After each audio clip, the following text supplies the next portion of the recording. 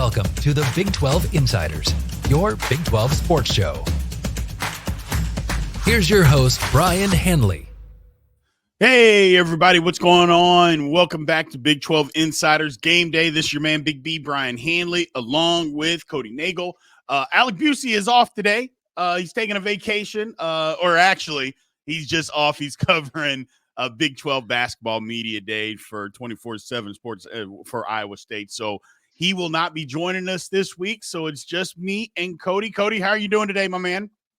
I'm doing great. I'm not going to slack. I'll be on here today. I'm not taking a vacation like Alec is. Exactly. Just leaving us high and dry, going and covering some media day. I mean, heaven forbid he goes and covers a media day. Unbelievable. It's not basketball season yet. It's still football season. So just basketball. I couldn't believe the NBA started last night. I'm like, are you kidding me? This is insane. Just insane. So, but let's get into this, man. We got some stuff to talk about. So first things first, we are talking about how many teams can realistically get into the Big 12 conference. I know we've talked a little bit about this before, but the landscape, Cody, has changed. You know, things have changed around the country. Teams are losing football games. It just simple fact of the matter. It's tough to win on the road in conference, and that's proving to weigh itself out. It's always been tough, but this year it seems maybe it's even more difficult to do that. How many teams do you believe realistically, as it sits now, things obviously are going to change, do you think can get in from the Big 12? Into the playoff, you mean? Correct. Actually, I take that back. Yeah. How many teams do you think realistically can get into the playoff? I think we talked about last week about there being the pretty likely possibility that two teams from the Big 12 get in. Once you narrow that down, I wrote in my power rankings for 24/7 Sports this week that, there's this kind of clear, top tier beginning to separate at the top of the Big 12. I think you have kind of your group of contenders that can reach Arlington, assuming that, the two teams that get to the Big 12 championship are then the ones that are going to, get the two spots in the playoff. I think you have sort of your top group of contenders that are starting to separate themselves. I think there's probably 6 teams that you could realistically, as of now, that have a good shot at making it. Obviously, as as November plays out, that number's gonna shrink to 2 or 3 that have a good chance. But I think right now you could make a case for BYU, Cincinnati, maybe Colorado, Iowa State, Kansas State, and Texas Tech. Being a group that right now has a path to the playoff. I would say that Kansas State, Iowa State, and even Colorado are probably the 3 legitimate ones that you could see. I'm still not completely sold on BYU. I just think there's too much that they still haven't proven, too many flaws there. They I don't know about you, but they kind of give me the sense of like a 2022 TCU team that's kind of benefiting on a lot of luck right now. Right. They probably should have lost against Oklahoma State last week if Oklahoma State's defense didn't kind of forget how to tackle on that last play there, the last drive. But yeah, I would say probably BYU. I'm not fully comfortable putting them into the that top tier necessarily. But I think obviously Kansas State and Iowa State are probably the ones that everyone thinks of. But I really think Colorado's taken some steps to being a legitimate threat too. Which if you think about TV numbers and all that, having Deion Sanders playing for a spot in the college football playoff would be massive for the Big 12. Think about all the eyes that would get. And again, that was a big reason why Colorado rejoining was, kind of such an intriguing move for Yormark. But, all that said, I think there's probably 6 teams still right now that have a legitimate shot at, getting to Arlington and then possibly the, college football playoff as well. Right. And that kind of flips me to what I should have asked you at the beginning is how many teams can actually win the Big 12. And I think that's right. I'm just looking at it from from a broad perspective. First of all, this game this weekend is a huge game between Cincinnati and Colorado. It's a de facto elimination game, in my opinion, but just because of those pesky Big 12 tiebreakers, you don't know exactly what those things are. And so the loser of this, I don't want to necessarily say they're out, but the deck is really stacked against them to be able to try to get to Arlington and win the Big 12. So, and I don't think anybody saw that at the beginning of the season, Cody, that this game, October 26th, between Colorado and Cincinnati was going to be a de facto elimination game to win the Big 12 title. But I think it's good. You know, I know a lot of people think, well, parity, and a lot of times people think that parity equals mediocrity. I don't think that. I think it's good that that the Big 12 has different faces up at the top of this thing right now. I think it's great. Let me throw out this scenario to you and tell me what you think. And we talked about this on a couple of different podcasts, is say BYU runs the table, Kansas State runs the rest of the table and beats BYU in the Big 12 championship game. Iowa State is sitting there at 11-1. Any chance that they get 3 teams in? Oh man, that'd be interesting. Yeah. Oof. Let me throw this curveball at you too, because a lot of people are talking about, well, Army and Navy. If Army and Navy go undefeated, I've already said, if they go undefeated and they play each other, both of those teams are getting in. If they end up, both of them, one's undefeated and one loses to the other, I would say they put both of them in. Here's the reason why, is because they both play Notre Dame. And if they both beat Notre Dame, there isn't a chance in hell that they are going to leave those 2 service academies out. They're just not. And maybe they shouldn't, but I don't think they would do that. So throwing all that into the mix, I know this is a lot of hyperbole and you know, but these things could actually happen. So it's not way out of the question that this could happen. I mean, this could happen. Yeah, I think in order for the Big 12 to somehow get 3 teams in, you'd have to see, you know, the SEC and the Big 10 really start to beat themselves up. Like some of those top teams would not only have to have 2 losses, but you'd have to have, you know, a few 3-loss teams that, you know, those teams right now that are probably, if the playoff was to start today, that would be in, you know, they'd have to have 3 losses somehow, and you know, maybe like an upset somewhere where they weren't supposed to lose necessarily. Yeah, that's a really interesting thing to think about, is, you know, if you've got an 11-1 Iowa State, Kansas State runs the table, wins it, and BYU's only got 1 loss. I mean, I could see a scenario where they just leave BYU out and put Iowa State in. I think just because of, you know, BYU's, like I said, they've benefited from a lot of luck. You know, I know they beat Kansas State at home, but, you know, you and me both, you know, we watched that game that Kansas State pretty much dominated them for better part of that game and kind of just had some fluky plays. You know, the punt return for a touchdown, what was the interception or fumble recovery for a touchdown? I mean, plays that probably aren't going to happen again if they, you know, play a second time. You know, obviously last week against Oklahoma State, they really didn't look as impressive as what you thought they would against an Oklahoma State team that maybe really isn't that good. So yeah, I could see a scenario where, you know, Iowa State would get a spot and BYU would be left out despite playing for, you know, a Big 12 championship.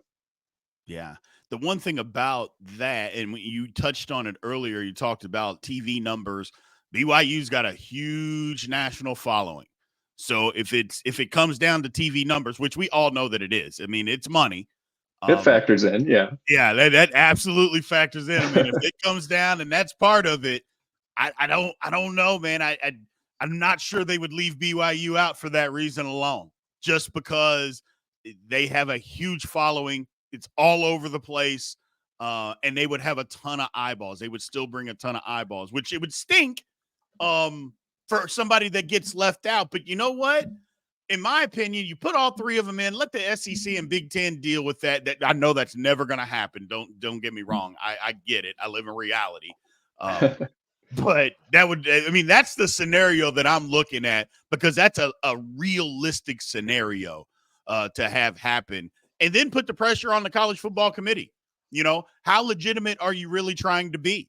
You're telling me you're going to leave a 12-1 BYU out, who won every game except their conference title game, or an 11-1 Iowa State, who you think well enough. Because these rankings are going to end up coming out.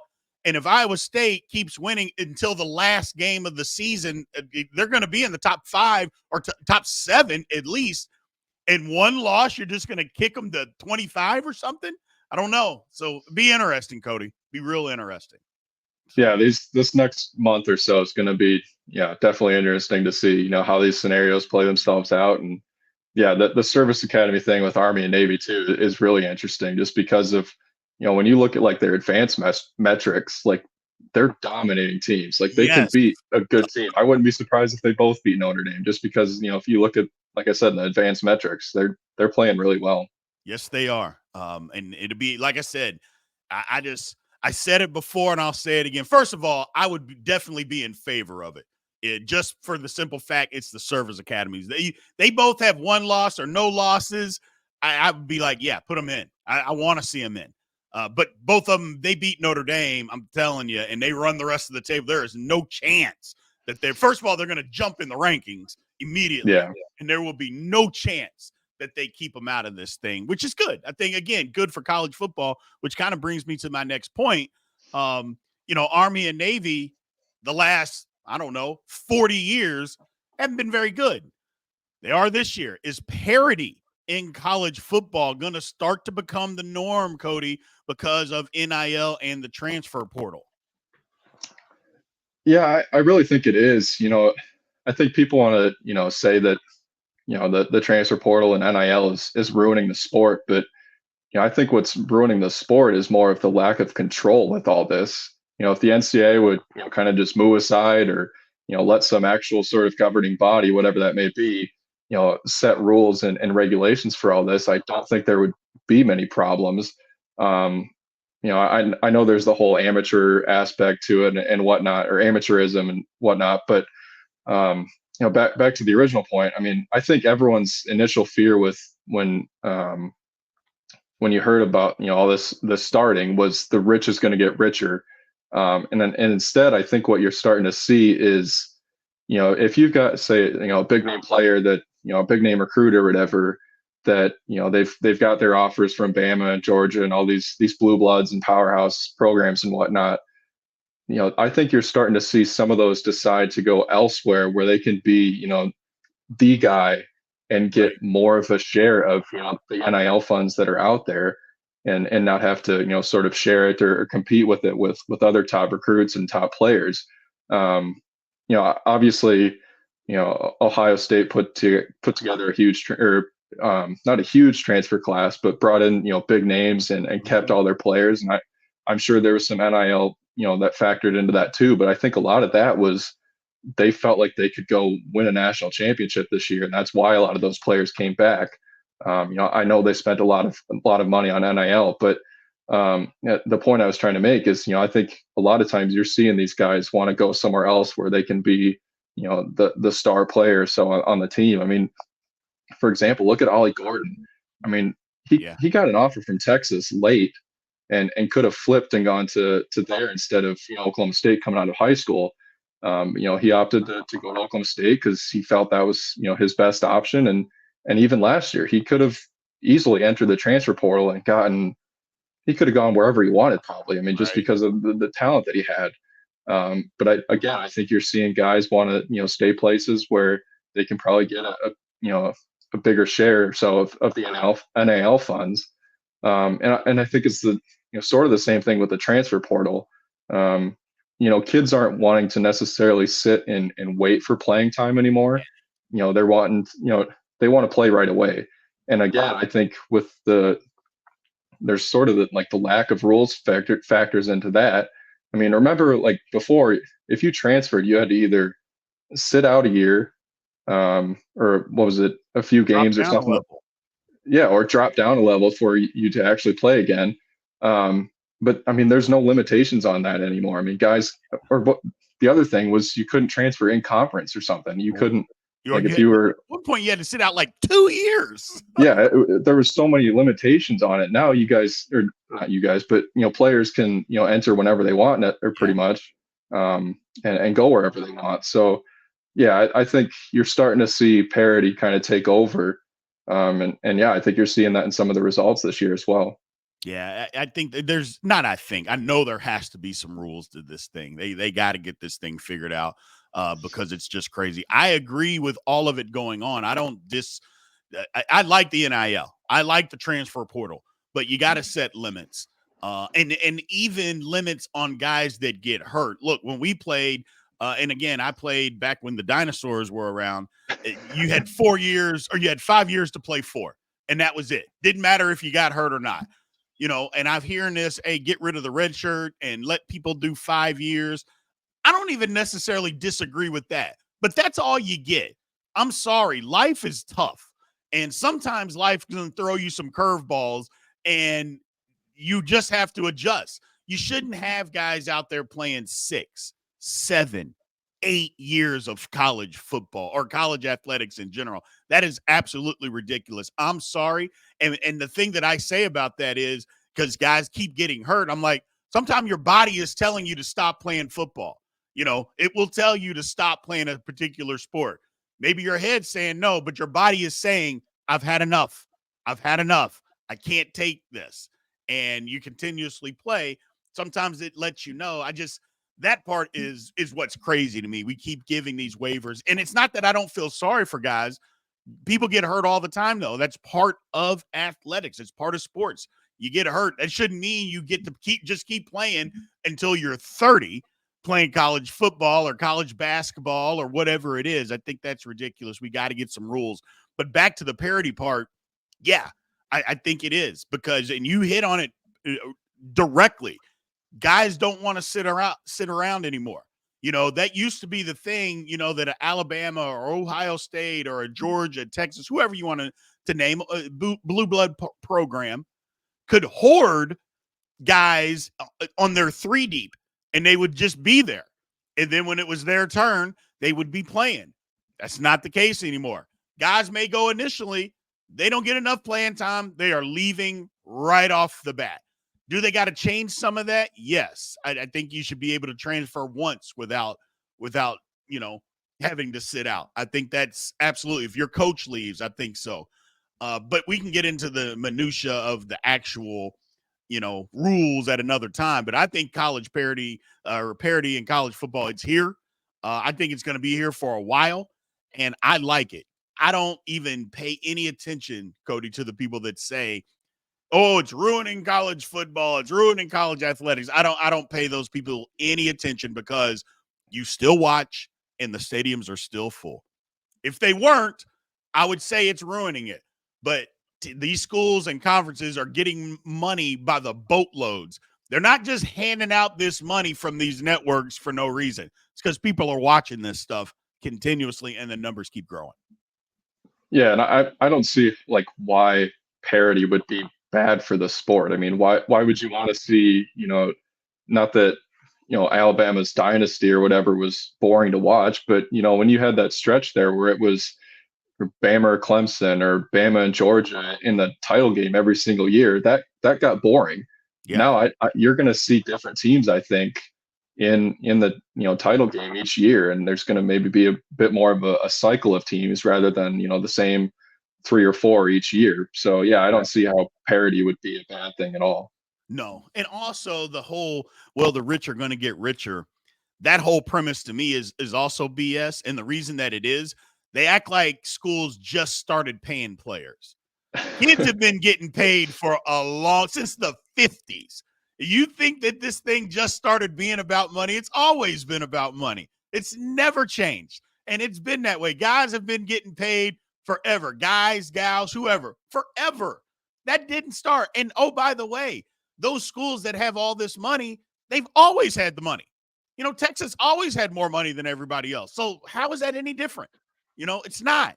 And so, and to be naive and to think that, well, now they're paying them and, Well, they were always doing that. Everybody was paying people. It's just the way that it worked, man. And you can't be naive enough to think that now is going to be any different than it was before. It's just not. So Yeah, I agree. Next up, this one's a weird one for me. Kenny Dillingham came out and basically just lambasted his kicker. Honestly, Cody, I didn't have a problem with it. Now, a lot of people are saying that he shouldn't have said it publicly. Be frustrated at the situation, understand where you're at, but he didn't have to do that. And I don't know. I mean, when a quarterback plays bad, the coach says he plays bad. The defense plays bad, the coach says the defense plays bad, or a running back, somebody dropping passes or something. Why is the kicker any different? And I get it. You want to – the only part that I don't agree with, and you can – I mean, I'll get your opinion here in a sec, is when he said they were going to hold the tryouts. He didn't have to do that part publicly. You can have them. Don't get me wrong. You can send that out.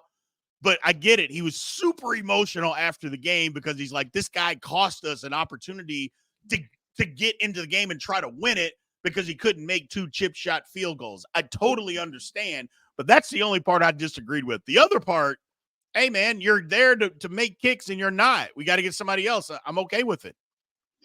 Yeah, I was okay with it too. And I think, if you listen to Kenny Dillingham do interviews and press conferences, he's kind of one of those guys that gets so amped up that I'm not sure he even knows what he's saying. Like, he gets talking so fast and so much emotion. I mean, even just in like a midweek press conference, he seems to be so animated that I think that was probably just one of those situations where after the game, he was frustrated with how it turned out. He was frustrated with the missed field goals, and probably just kind of said something he regretted. And I know after the game or later that day, he put something out on Twitter, apologizing that he shouldn't have said that. But yeah, I didn't have any problem with him. I mean, he didn't call out the kickers necessarily by name. I think he just said our kicking game or whatever.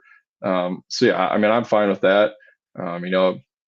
These I know specialists aren't necessarily getting the scholarships or the NIL that quarterback or running back or whatever are getting, but these players are counted on to make the plays and execute when they're asked to. So, I mean, yeah, if a kicker's missing field goals that they should make, I mean, I think the coach has every right to be frustrated with that. And again, you can make the argument, well, it's on the coaches to make them better and put them in situations to succeed. But I mean, yeah, at some point, there's only so much that the coach can do, and finally he decides that they need to go in a different direction and hold tryouts. But yeah, I think saying that after the game probably wasn't the best choice. And like I said, I think he's just kind of one of those guys that gets so animated in press conferences and interviews that he probably just kind of let it slip.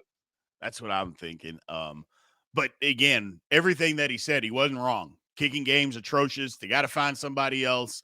I'm fine with it. Like I said, I don't know that he had to say that they were holding the tryouts, but everything else, holding people accountable is something that we don't like doing a lot of times in this country anymore. Just even though it's publicly, I get it, but we watched the football game. We know what happened.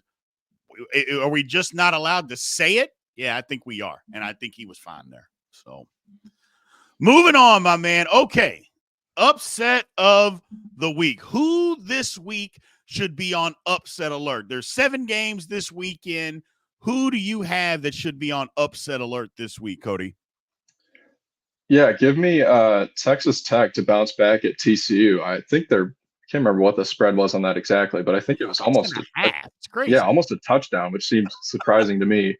Red Raiders coming off that home loss to Baylor.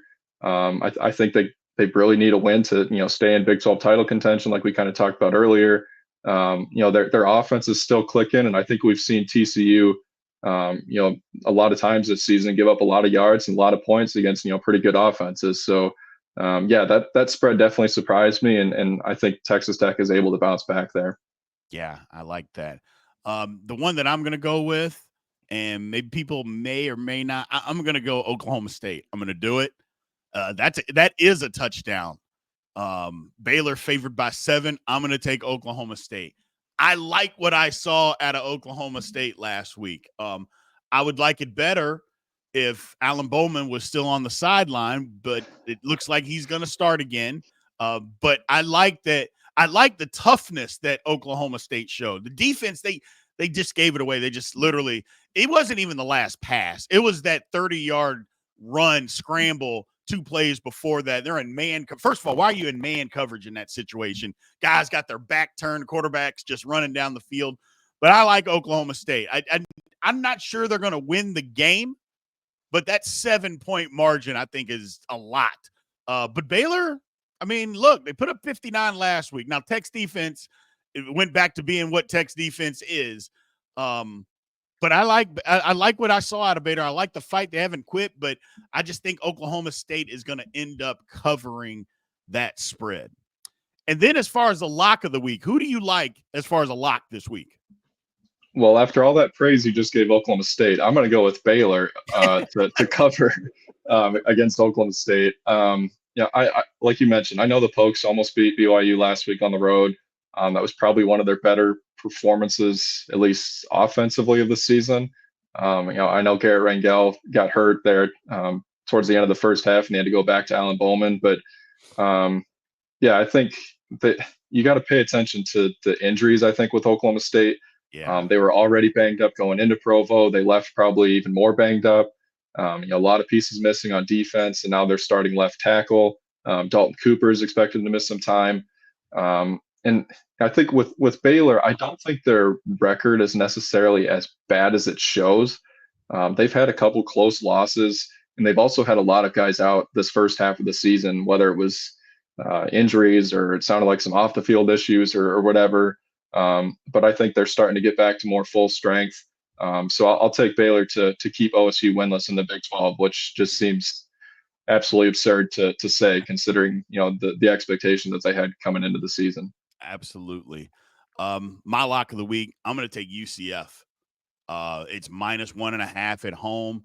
BYU fans are going to be livid, but I'm going to take UCF. I would have taken it to be my upset, but UCF is favored.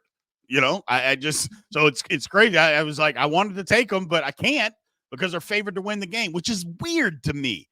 UCF has not, I know they played Iowa State tough last week, but they couldn't throw the football really at all. But I'm going to take UCF. I think this might be the week that BYU stumbles. I like what UCF is doing on offense. I like that they changed the quarterback as far as running the ball on offense. I shouldn't say throwing, but maybe they'll get some of that stuff figured out. If UCF throwing the ball deep every single pass play, if they could just run maybe a couple of slants and maybe a stop route or a comeback versus just a fade route every time they throw it, and also slow it down when you got the lead. I think they beat Iowa State. They had the lead. They're still going fast. I'm like, how about you just run some time off the clock or make Iowa State just something? They didn't do that. Left too much time. Iowa State comes back to win.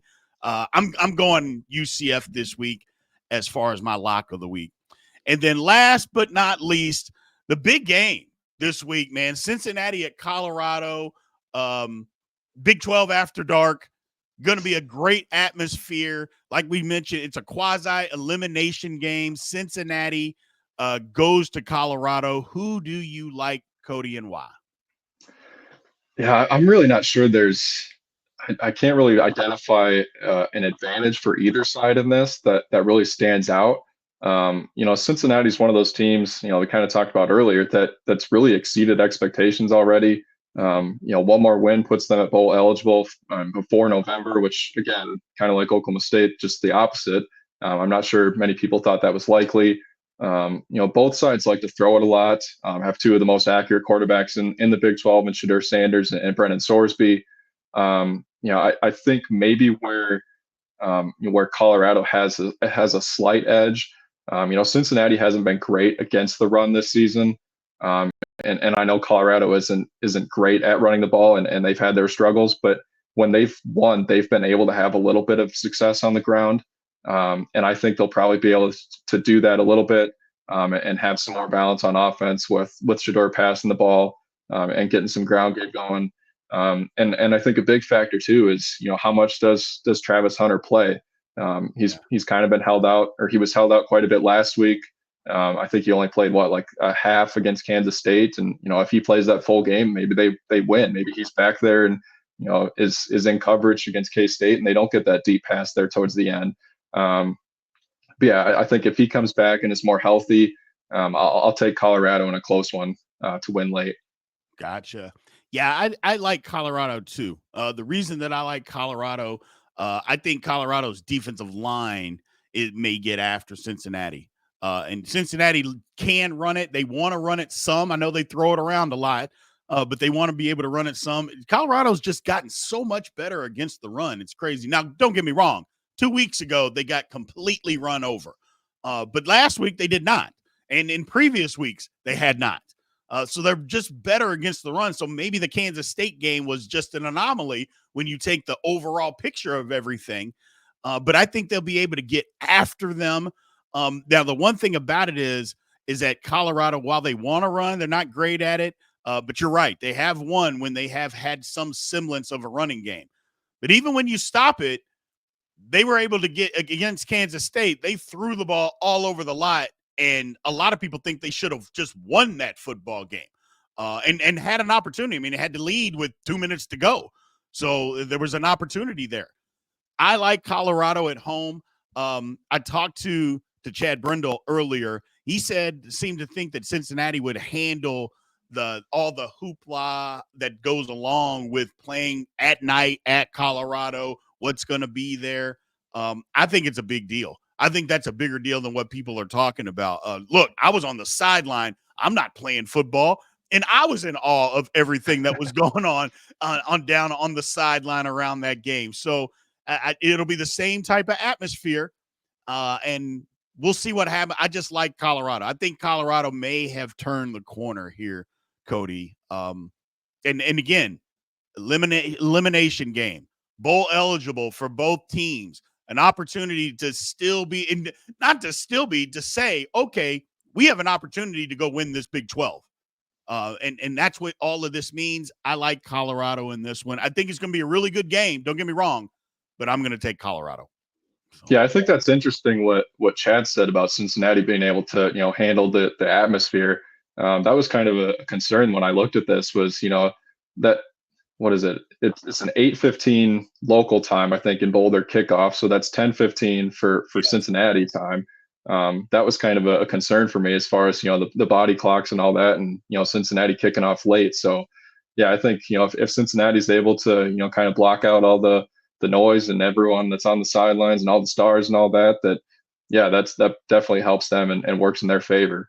Right. It'll be very interesting. And again, you bringing up that clock.